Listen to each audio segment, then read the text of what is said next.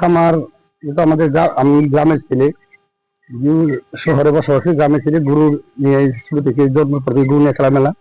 আমার 2018 সালে আমি একটা গরু খামার করছিলাম। তখন 15 টাকা বিদেশ শুরু করছিলাম 33 লক্ষ দিয়ে কিনে। তখন আমি 28 লক্ষ টাকা লস খাই, গরুগুলো অসুস্থ, বিভিন্ন পর্যায়ে লস খাই। লস খাওয়ার পরে মাথায় স্বপ্ন ছিল আমি গরু খামার করবো আবার নতুন করে। গত বছর কুরবানি ঈদের আগ থেকে শুরু করলাম। গত বছর কুরবানি ঈদের মোটামুটি যে কয়েকটা গরু বিক্রি করছি, লাভ না হলে সমান সমান। এই বছরের গরুর খাদ্য যে দাম, যে বসি বস্তা এখন 1350 টাকা, এটা এখন 1850 টাকা।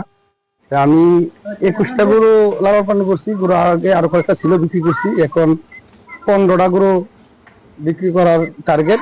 কিন্তু এখন বাজারের যে দ্রব্যমূল্যের দাম, গোখাদ্যের যে দাম, এই দাম অনুযায়ী আমি বর্তমান যেভাবে খরচ করছি, সেই খরচটা যদি বাহিরের কোনো গরু না আসে, ভারতীয় গরু না আসে, আমাদের ক্লান্তিক খামারি যারা আছে, আমাদের মতো আরো 1টা 2টা 5টা গরু পালে, তারা ন্যায্য দামটা পাওয়ার আশা করা যায়। আর যদি বাহিরের গরু আমাদের বাংলাদেশে ঢুকে, আমি যেরকম লস কামো, আমার মতো আরো সব খামারে লস খাইলে তারা ভবিষ্যতের গরু পালার স্বপ্ন দেখবে না।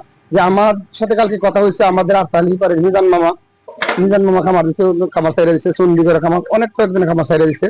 কারণ আমাদের এত কষ্ট করে লালন পালন করার পরে যে বাজারে আমরা দামটা পাওয়ার আশা, আমরা সময় মধ্যে দামটা পাই নাই। আমার কথা থাকবো, বাংলাদেশ সরকার আমাদের বর্তমান দেশ নায়ক তারেক রহমানের দৃষ্টি আকর্ষণ করে আমাদের দুর্গাপুর কর্মকান্ডার ডিপুটি স্পিকার কামাল, উনিদের দিক নির্দেশনায় যদি বাংলাদেশে বাইরে গরু না ঢুকে, আমাদের ক্লান্তিক খামারিরা যারা আছে, বা 2-1টা গরু বলে, 5-7টা গরু বলে, 10টা গরু বলে, তারা একটা বাজারের লাভবান আশা করতে। আর যদি বাইরে গরু ঢুকে, আমি কোনো যে টাকা ইনভেস্ট করছি, আমার ক্ষতিটাই বেশি হবে। সকাল থেকে সারাদিন উঠিয়া ঘাস মানে বন ঘাস আনিয়া কাটিয়া, ক্ষেত থেকে কাটিয়া আনিয়া মিশিং দিয়া ফুললে আর পিছনে আসি খাওয়াইতেছি।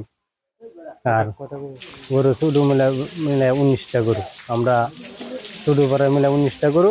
এর মাঝে আমরা উপযুক্ত হয়েছে 13টা গরু আমরা কোরবানিতে ছেড়ে দেবো।